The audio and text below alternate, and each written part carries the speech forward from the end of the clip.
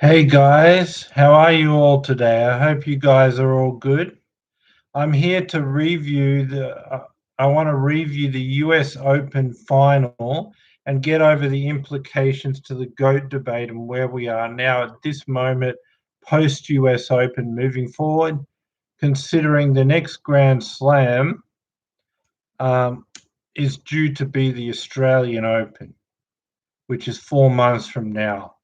So we can pretty much lock in where we are now for the next 4 months without there being any changes to the GOAT debate, right?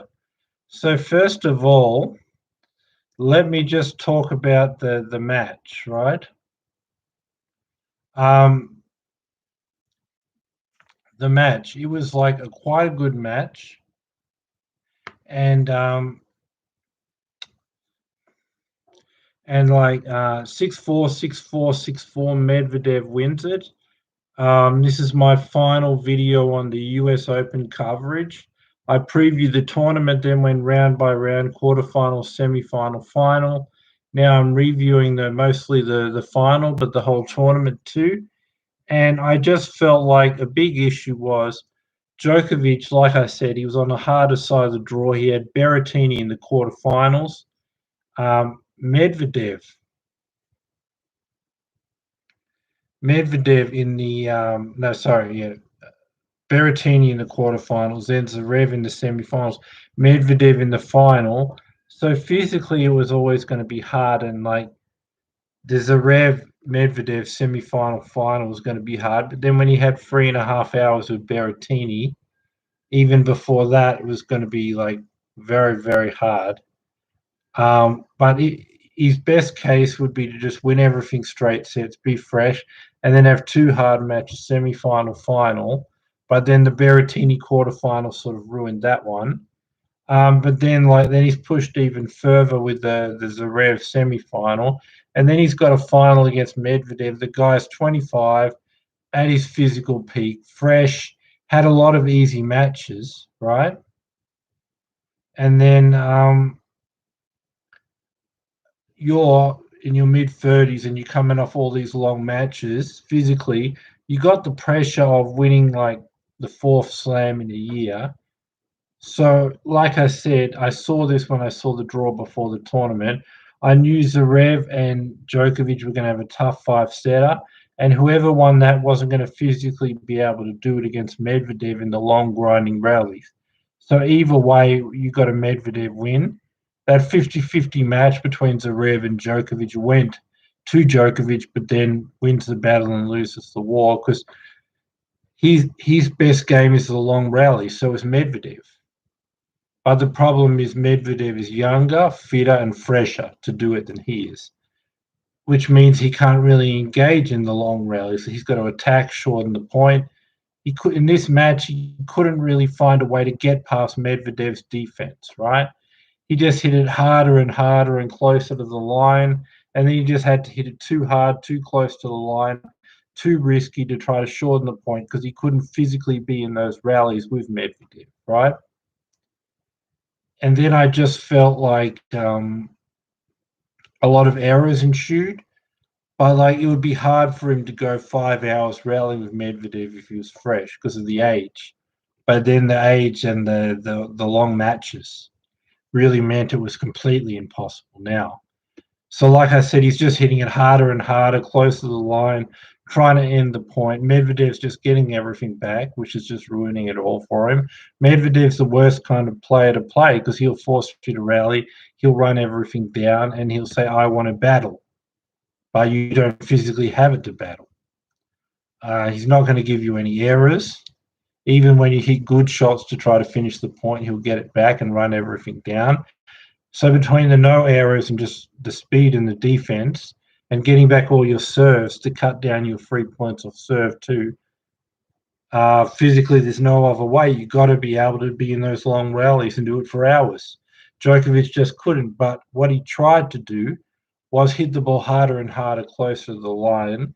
It was too risky, and Medvedev just getting them back, and then he hit it harder and more close to the line, more risk of errors. Then when he tries to come into the net, Medvedev's able to run everything down, and get the ball like at his feet or hit great passing shots. So he can't even hit the ball hard to try to get past Medvedev at the back of the court. Then when he tries to hit the ball hard, get control of the point and think he should have an easy volley to finish it off, Medvedev's still able to run down those balls, get there, be in a great position to hit the passing shot. So he just can't get the ball through the court, through Medvedev, and whether he stays back, Medvedev's getting it back, the rally's going. When he tries to come to the net, he's trying to force it to get through Medvedev, and it's not there. So because it's not there, Medvedev's in time to set up for the pass. So either you go in the long rally, or you try to force it to end it by going to the net, but it's not really there. So then you're losing anyway because Medvedev's you can't get past him. So he's just got time to pass you. And if you don't want to go for the net, then you're just stuck not getting past him in the back of the court. But the main thing was Djokovic wanted to end the point, and Medvedev just wouldn't let him. And trying both things, hitting it harder and harder close to the line, didn't work because then he ends up, it's high risk. You can't maintain it over 5 sets and hits a lot of errors, or trying to just get the ball as hard as you can and figure it'll at least set up an easy volley and you can get that. Medvedev still, you're just not getting quite through the court and enough. And Medvedev's too fast, so he's in there in time to hit the pass. And the rally does end, but with you being passed at the net or a low ball at your feet and then it's getting past you. So really the story of the game, Djokovic didn't have it for the long rallies, couldn't get past Medvedev's defense, couldn't be involved in the long rallies, hitting it harder and harder and a lot of errors, trying to get it through Medvedev's defense, come to the net, finish it off, can't get it through well enough and Medvedev hits the passing shot. The two things that Medvedev really improved in this match and their Australian Open match is one, Djokovic attacked the second serve of Medvedev, put him under pressure, started the rallies ahead. Medvedev says, I'm going to go for more on my second serve, risk some double faults that happened in the match. But overall, it was a better thing because you're giving up a few points in the double faults, but over the course of the whole match, you're stopping Djokovic attack the second serve. And because you're going for the first and second serve, you're starting all your service points ahead and you're taking Djokovic's return. The second thing is when Djokovic didn't want to be in these physical rallies and come to the net, you're defending better, you're passing better, you're getting it low at his feet, and you're saying when he's trying to shorten the point through coming to the net, your defense is so good, you're there in such a great position, and he can't really penetrate the court enough. And you're actually in time to hit the passing shot, and you're doing it well, either passing him or at the feet and then passing him the next time.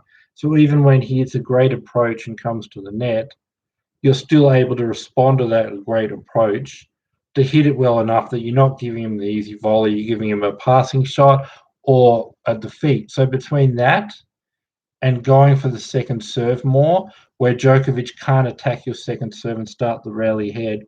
Djokovic wants to start the rally ahead off his first and second serve and attacking Medvedev's second serve, right? So 75% of the time. Medvedev says, I'm going for first and second serve. So I'm starting all rallies ahead on my serve. So between Medvedev doing that, Medvedev forcing him into the long rallies and defending great. When he's trying to hit it hard and shortening the point, Medvedev's getting it back. He has to go for more and more until he's just going for too much power, too close to the line and getting errors. Then you got Mev when he's coming to the net, thinking he'll get an easy volley, hitting a powerful shot near the line and then thinking you'll get it. Medvedev's defending so great, he's getting in position to set up on the pass or the low one at the feet. And he's really improved against net rushes and passing shots and getting it to their feet. So between that improvement and attacking more on his own second serve, those were big things. And in the Australian Open final, he just went for it himself, didn't want to rally with Djokovic, whereas he was the one that wanted to battle and rally. And Djokovic is a rally, he's a rallier, but Djokovic had to bail out of those rallies by going for too much. So Medvedev's defense forced him to rally, and Djokovic refused to until Djokovic goes for too much in the errors. And in the net play, I already got into that. He's just passing well, and then the attacking of the second serve, you're starting more points ahead. That way, you're not giving Djokovic a percentage opportunity to attack and be in control of the point and maybe have easier balls to attack. You'll make him go for lower percentage balls because you're on top of the rally or in a 50-50 rally. But really, he just did to Djokovic what Djokovic does to others. Not missing, hardly making any errors, running down every ball, getting back all the serves, and then Djokovic was doing what his opponents usually do to him. They're sick of the fact that all their serves are coming back. They hit 3 great shots in the rally and it's still going, and they don't want to be in it. They just are impatient. They want to go for too much.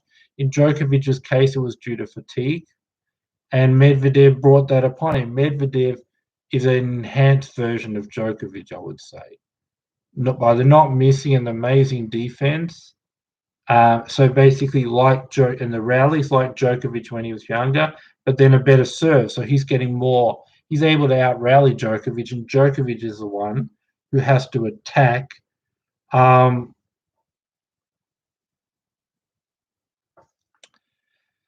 Yeah. I've seen in the comments. In just 1 second, I'm going to get to that. I'm just finishing my review on this final, and then I'm going to get into the GOAT debate and what's going to happen next year because we're all tied up at 20 slams apiece right now. But what I was saying was that that he just outdid Djokovic at everything. Like, he's the one who's defending better than Djokovic. He's faster than Djokovic. He's making less mistakes than Djokovic.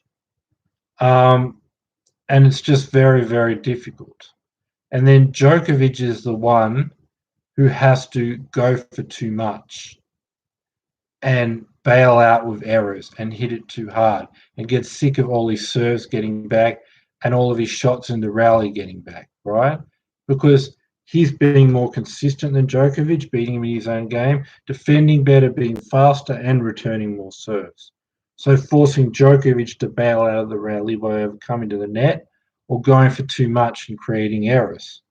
So that's where this match was won. But the thing is, even when he's doing that, even if Djokovic was doing it just as well, he's got an advantage because he's like Djokovic at his best with a better serve. So even if Djokovic matched him in that and they were equal, Medvedev would still come out of the top because of the better serve. But now Medvedev's saying, I'm matching you in the rallies, but I'm faster than you because I'm younger, right? I'm faster than you because I'm younger anyway. But then, and then I'm missing less than you, right? And I'm passing you when you try to shorten the point by coming into the net, right? Medvedev's doing all those things. But even if Djokovic is rallying at his best and doing all these things great too, Medvedev's getting more free points on the serve. So that's what put Djokovic at a huge position. Medvedev's the one winning the rallies, the more consistent, the better defense, and all of that. Djokovic is the one that needs to come to the net and end the point, right? But in addition to that, if Djokovic could rally better and match Medvedev in all these things, Medvedev's got a better serve and gets more free points. So he's losing the rallies, but the guy that's winning the rallies, Medvedev, also has a better serve, and in addition to that, gets the free points more. So even if Djokovic could improve, then there'll be 2 guys matching each other, but one guy would get more free points off the serve to get out of some pressure spots with the rallies, and the other wouldn't. But it didn't happen like that. Medvedev is out rallying him, defense, speed, consistency, but in addition to all that, killing him in the rally. So Djokovic has to be the attacking one and shorten the point. In addition to all those things, Medvedev is also out serving him, which is also getting free points and having to start the point ahead. So when you're the one with the better serve, more free points, starting the points ahead, when that's your situation, but you've also got the serve and the free points too. So you're beating in the rallies and the other guy's attacking and shortening points, and that's his game. But then he doesn't really have a chance of that because you're out serving him. Then there's no chance. That's why it was an embarrassment. That's why it was straight sets. I knew this would happen all along. I predicted this before the tournament began. but I thought Djokovic would at least fight to 5 sets, but it didn't happen because he's the one who's trying to attack and shorten the point, but he's outserved. And then Medvedev's the more consistent and better defense. But then when you're trying to not be involved in a rally and attack, you've got to have the better serve, and Medvedev gets him there too. So that's my review. Medvedev, first US Open, first Grand Slam title. Big moment here for him. And first Grand Slam we're going to see. I think the first time I saw him, I was actually at the match at the 2019 US Open final. I saw him play Nadal in that match. And I thought Nadal's at 33. He's only going to get older, but played quite a good match. Medvedev's 23. He's only going to get more to his peak. And Nadal's just scraping by. So what's going to happen if Nadal drops off slightly and he gets better and Djokovic is in the same boat as Nadal? Well, I knew these guys are in trouble against Medvedev, and we saw that today in this final, and I think it's the start of a new beginning, and it's going to be difficult for Nadal and Djokovic to out-rally a younger, fitter, faster guy in Medvedev. So I think lots of Grand Slams are coming up, but Nadal and Djokovic and Federer already have the 20 Grand Slams on the board. So let's talk about the GOAT debate now, right?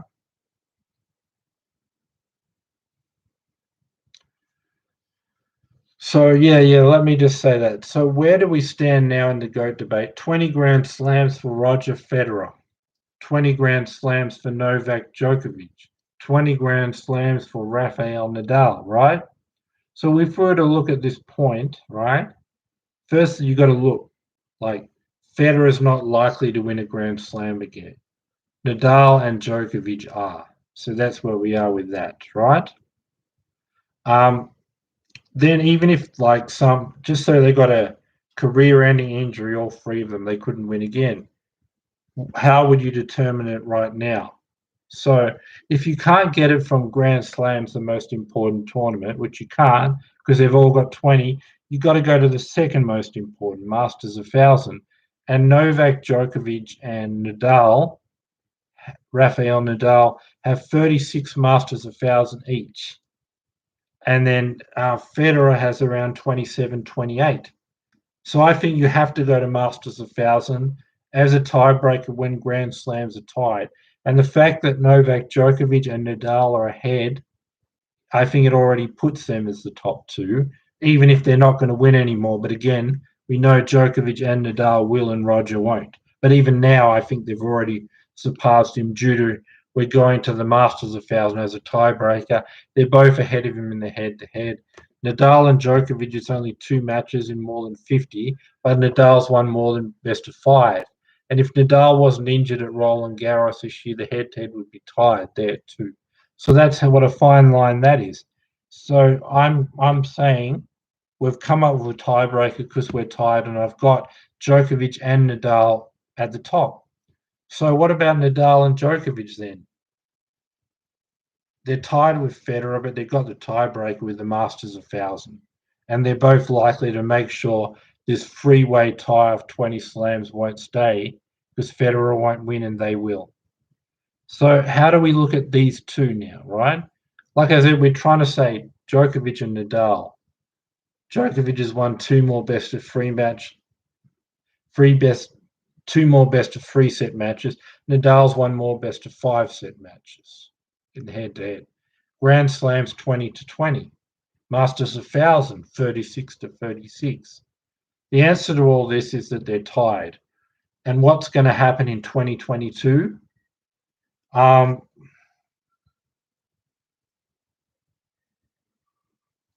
He's ahead in Grand Slam finals. Someone pointed 5-4.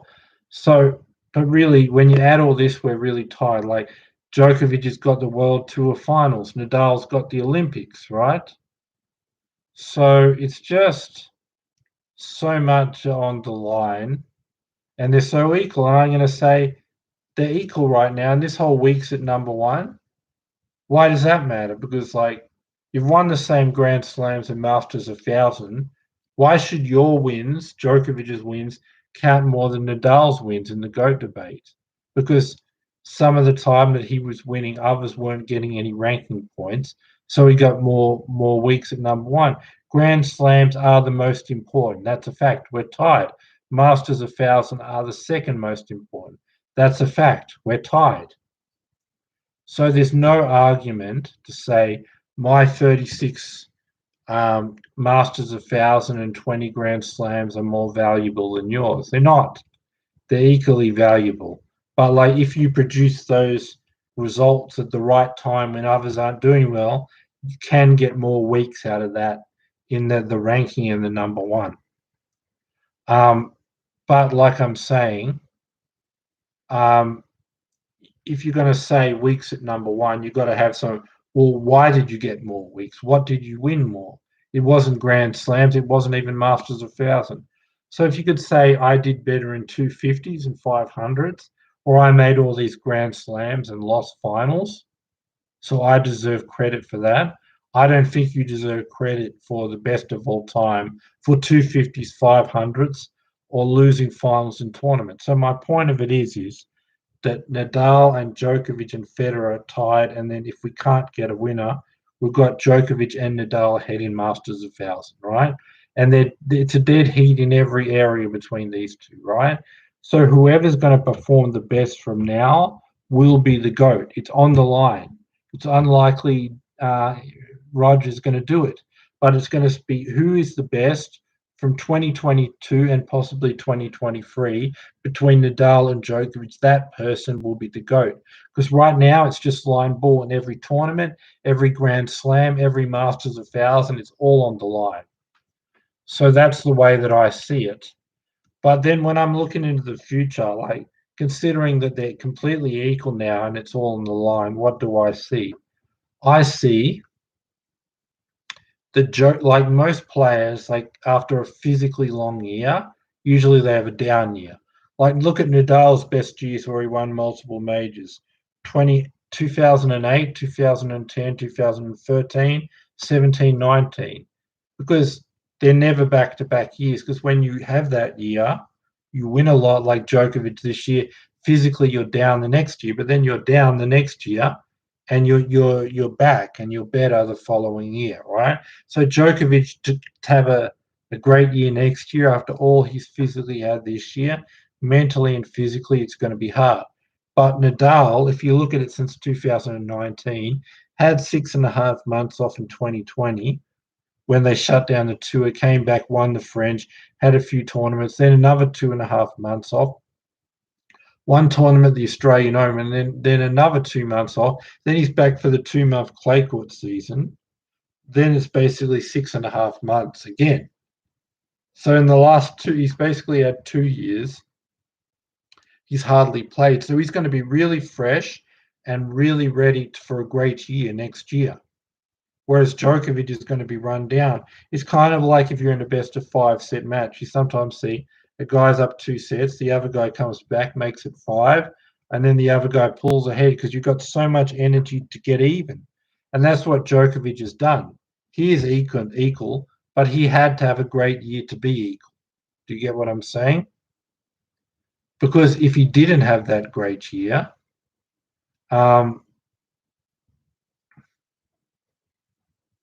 if he didn't have that great year, then he would be behind. So he had to have a physically demanding year and win 3 Grand Slams to tie it up, or he wouldn't be in contention. But now he has that.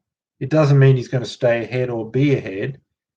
He's still going to be the best player in 2022, because if he's not, then Nadal will be back ahead again.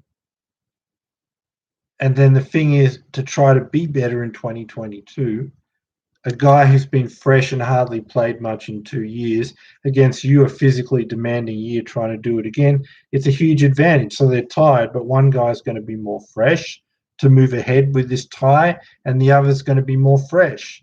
So I just see, as of right now, they're tied, but as of the future, there are quite significant advantages next year for Nadal to be more fresh than Djokovic and pull ahead.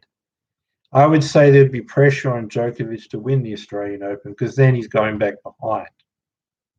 And then Nadal, like I said, could win a US Open, could do a whole lot of stuff.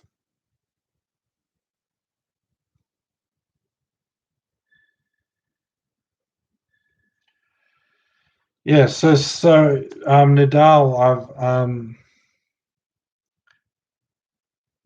so Nadal's like in the Grand Slam finals, he's won 20 out of 28. Federer and Djokovic 20 out of 31. So he's got a higher winning percentage in the finals, but some would say that they've made more finals, so that's also good, or they deserve more or something. So I didn't know about that, but I'm just saying, right? The fact of it is they're all tied up.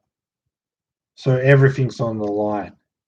So whoever's better in 2022 between Nadal and Djokovic, because it's going to be harder to win, could determine it. But definitely the next 2 years. If not 2022, probably 2023. But from 2024, I don't think they'll be able to win much. So it's going to be the next 1 to 2 years.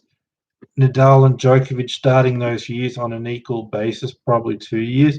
And whoever's the best in those 1 to 2 years, 2022, 2023, will be the GOAT. That's the reality. I said Nadal's going to be more fresh going into it. Djokovic is going to be more physically run down. Those are all facts, but it doesn't guarantee. You got to go out. You got to play the matches. Another advantage, what I see is, right, in this situation moving forward in the future. I see Nadal's margin at the French Open is so significant that even as he declines and the next generation get better, it's going to be quite hard for him to lose because, like, he won the 2021 without losing a set. I think between 2017 2020, he won 4 French Opens a year, 4 French Opens in 4 years, sorry, and lost 3 sets in 4 years. So to like he was injured this year, but I'm saying when he's healthy, the margin is so great that even if he declines over the years and guys get better, it'll close the gap, but it could take a lot of years before he's not winning French Opens, right? But Djokovic on hard courts, we've seen all these guys are just so equal. For him, it's a fight, it's a battle. He's just surviving, he's just winning. So all his game would have to do is drop off the slightest bit. And then he's no longer winning because even on his best surface where it's ideal, it's a tough fight, it's a battle. And when it's that close and it just comes down to a few points and you're always surviving and getting away, the problem is while you're declining in that, you got no room to decline or you don't win anymore. Or if others are getting better, you got no room. So it's a real fine line of just Djokovic dropping off a bit and the other guys getting better a bit. And then suddenly you went from just winning all these slams to just losing them all. And then you don't win anymore. So for that change to happen where all Djokovic needs to do is decline slightly, which everyone does with age, and then the younger guys to get better, which they're likely to do, and more of them to come on the scene. So not much needs to change with Djokovic decline or the other guys getting better or both for Djokovic to not be winning Grand Slams anymore because the margin is so fine. They've caught up on all of his best surfaces, hard courts and grass. But for Nadal, on clay, the margin is so big, it could be years to come. So what you could see, maybe probably Djokovic will be in contention in 2022, but definitely from 2023 or 2024, where he won't be able to win Grand Slams anymore. But I think by then the margin of Nadal is so much better than everyone else on clay. Yes, they would have been able to close the gap to where Nadal's where Djokovic is now at the French Open, where he's just surviving and winning, but still able to win. So it could take them 4 years to close the gap because it's so large. But with Djokovic, it's a small gap. So I predict them both winning for a year or two. And then Djokovic, because the margin is so fine, the young guy's getting better. Him dropped off a bit, and that's enough where he can't win anymore. And if he can't win on grass and hard court, he can't win. Whereas Nadal, not dominating how he is now, the gap is closed, but not enough where he can't win anymore. He's still the favourite, he's winning, but now it's close matches at the French Open. So what you're seeing is Nadal can still win, but only at the French Open. And then Djokovic can't win anywhere. And after Djokovic has stopped winning, Nadal puts on the board 2 or 3 more French Opens, and that could make the difference. That's what I see. So at the moment, I would have to say that I still think Nadal, they're going to be equal for a while. But then when Djokovic can no longer win and Nadal can win French Opens, I think that's when Nadal pulls ahead in the GOAT debate. And I think the next 2 years, he'll probably play the whole year, maybe 3 years. But I think after that, what you could see from when he's about 38 to 40, Nadal will only play the clay court season, save his whole body 10 months a year. And because he's not played for 10 months, you play the whole 2 month clay court season and you build yourself up and you build it around.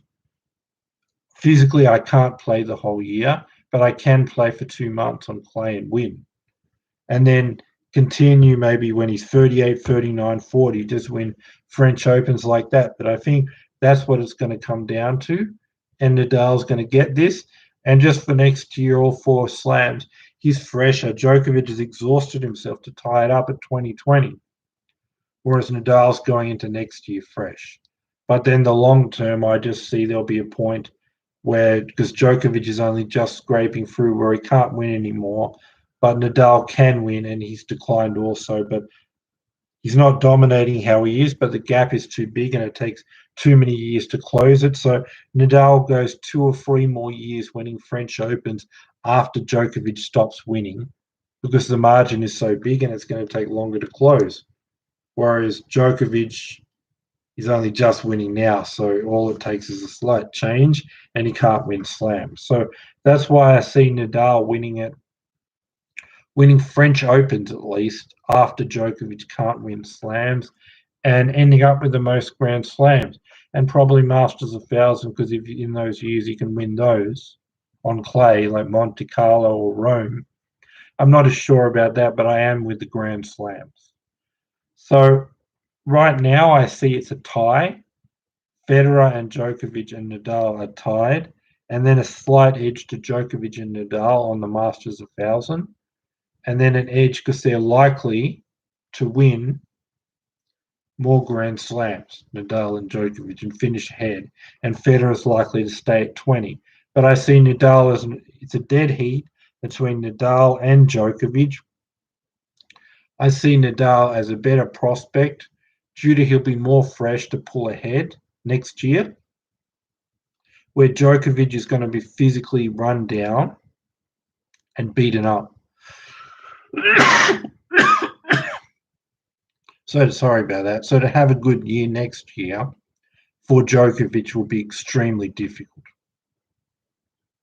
Whereas Nadal, it'll be easier. And then longer term, slight decline for Djokovic, slight improvement for the next generation. Can't win again.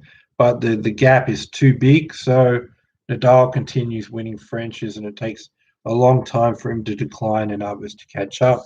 So we can get a couple, 2 to 3 more French Opens after Djokovic can no longer win. So that's what I see. Nadal has the best chance to be the GOAT. But right now, they're all tied with a slight advantage to Djokovic and Nadal. And they'll definitely win more to get to 21 while Roger won't. But I told you, the long term, winning French Opens, plus being more fresher for next year, Nadal has an advantage, but right now it's a dead heat between Nadal and Djokovic, and Roger Federer is right there. So that's my video for today. Subscribe, bell notification, thumbs up. I've got interviews with some of the best players in the world. Subscribe for that. My next actual tournament I'll cover will be Indian Wells, so that's 4 weeks. So I'll do a preview in 3.5 weeks. Between now and then, I'll be releasing weekly videos like what's Nadal's prospects, what's Djokovic's prospects. What's Federer's prospects after surgery? What about Thiem? What about Wawrinka? All these guys. I'm going to talk about tactics between Nadal and Djokovic. So I'll put out weekly videos over the next month, and then in about 3.5 weeks, I'll cover Indian Wells, I'll cover the Paris Masters, the World Tour Finals. I might do the Vienna 500, I'm not sure, but definitely Indian Wells, Paris Masters, and the World Tour Finals in Turin, Italy. I'll be covering those 3 tournaments the rest of the year. And I've said I've got a whole lot of videos. over the next 3.5 weeks till we get to Indian Wells, and interviews with the players. Federer, Nadal, Djokovic, at least one of them, maybe all. But that's it for today. Subscribe, bell notification, thumbs up. Have a great day, night, wherever you are in the world. And bye, guys. Thanks for being with me. Bye, guys. Thanks for being with me. Subscribe, thumbs up, bell notification. But bye for now.